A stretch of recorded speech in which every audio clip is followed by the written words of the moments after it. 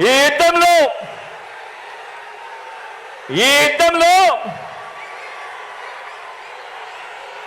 175కు 175 target, 175కు 175 YSR Congress party target. ఈ యుద్ధంలో వైఎస్ఆర్ కాంగ్రెస్ పార్టీ గెలిపే లక్ష్యంగా దేవుడి దయతో మనం ప్రతి ఇంటికి, మనం ప్రతి ఊరికి, మనం ప్రతి ప్రాంతానికి చేసిన మంచి వల్ల చంద్రబాబుతో సహా అంతా కూడా ఓడాల్సిందే అని చెప్పి కూడా ఈ సందర్భంగా చెప్పడానికి గర్వపడతా ఉన్నా.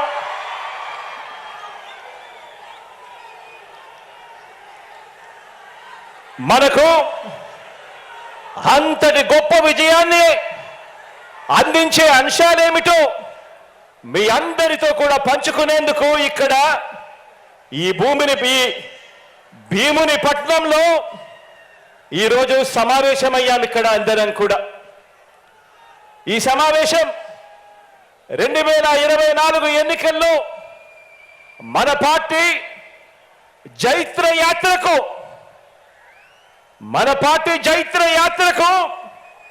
మరో 25 ఏళ్ల పాటు మన సంక్షేమ అభివృద్ధి పాలన కొనసాగింపునకు సన్నాహక సమావేశం ఈరోజు ఇక్కడ ఈ భీముని పట్నంలో జరుగుతూ ఉంది. ఈ సమావేశం మన పార్టీని భుజాన మోస్తా ఉన్న కార్యకర్తలు, లీడర్లు, అభిమానులకు, ఆత్మీయులకు మరింత ఆత్మవిశ్వాసం నింపే సమావేశం ఈరోజు ఈ భీముని పట్నంలో జరుగుతూ ఉంది.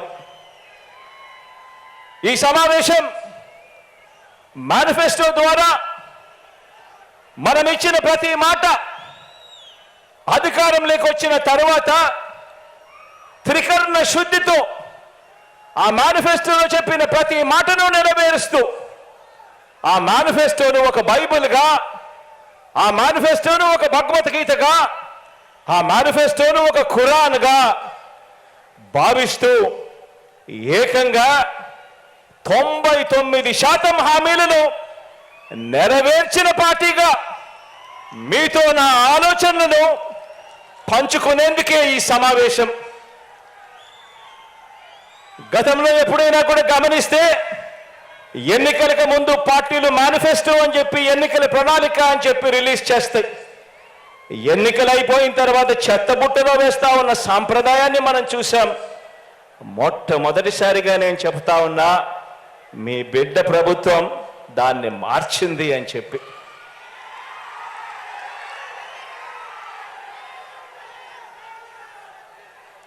మనం మార్చాము కాబట్టే, ప్రజలకు మనం దగ్గరయ్యాము కాబట్టే ప్రతి ఇంట్లోనూ మీ బిడ్డను,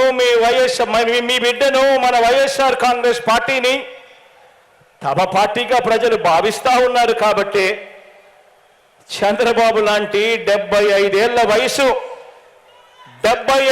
వయసు మళ్ళిన నాయకుడు, ఆ చంద్రబాబు నాయుడు గారు ఒంటరిగా పోటీ చేసే ధైర్యం లేక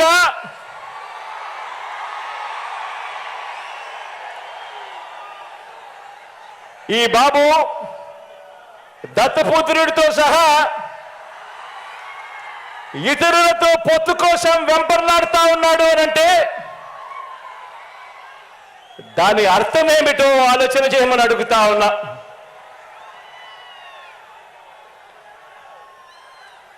ఈ చంద్రబాబుకు తాను ఫలానా మంచి పని చేశానని కానీ, తాను ఫలానా మంచి స్కీమును తెచ్చానని కానీ చెప్పలేక మళ్ళీ కొత్త వాగ్దానాలతో గారడీ చేయాలని చూస్తున్నాడు అని అంటే